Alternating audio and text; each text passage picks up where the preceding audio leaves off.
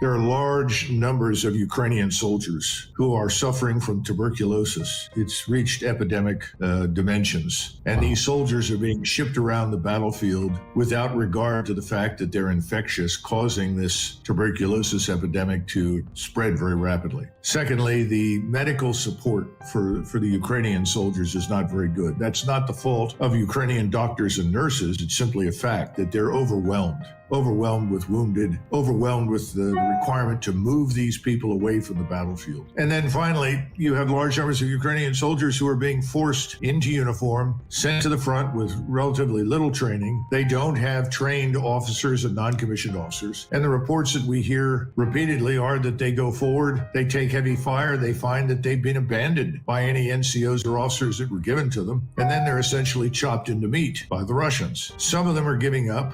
Some of them are just leaving the battlefield if they can get away. But of course, then they have to deal with the Ukrainian secret police, which rounds them up and executes them. So it's a pretty frightening situation. And I think what this Minister of Defense is trying to do is to put some distance between this disaster and the people in Kiev by saying, look, it's not really our fault. We're doing what NATO and Washington tell us to do. Well, I think that's true to some extent, but they have been gleefully sending thousands of Ukrainians into the meat grinder for months now. And these relentless attacks that never made any sense down south that have left them really bereft of manpower. So I would not be surprised in the near future if we do not hear about Ukrainian soldiers marching towards Kiev to deal decisively with this regime. I really think that's in the future. And so you get the revolution.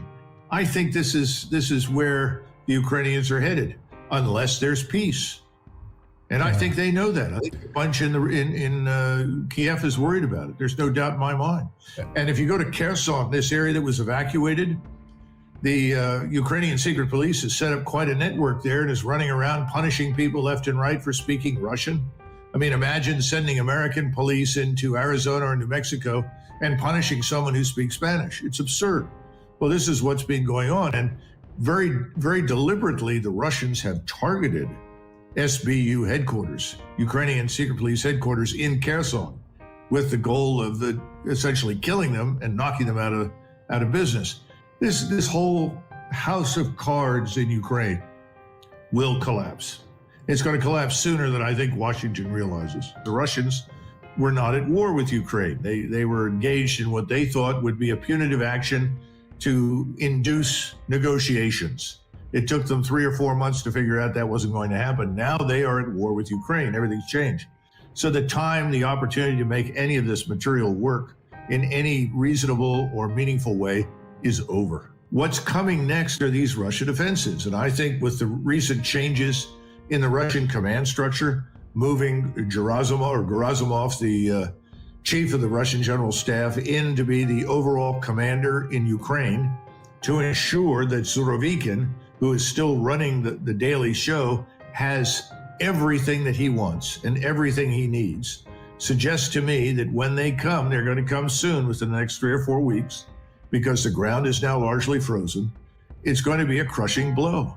And the Ukrainians themselves had admitted in this last interview, Zaluzhny and even Zelensky admitted what's coming is something we're going to have a lot of trouble surviving. They did everything but say, look, we're going to be crushed. Ukraine is going to collapse under the weight of the Russian offensives.